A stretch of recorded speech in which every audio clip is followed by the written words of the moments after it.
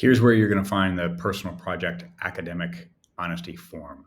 So here I am in the student's file, and they've got all of these options here on the left side. If you select academic honesty and come over here, you can put in your first meeting notes, add them.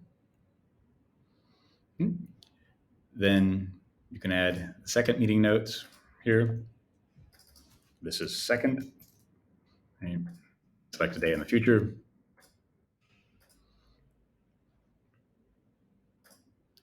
We add the third meeting notes.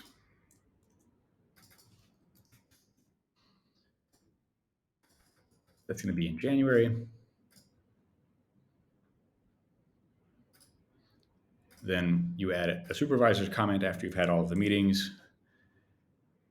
Add the supervisor comment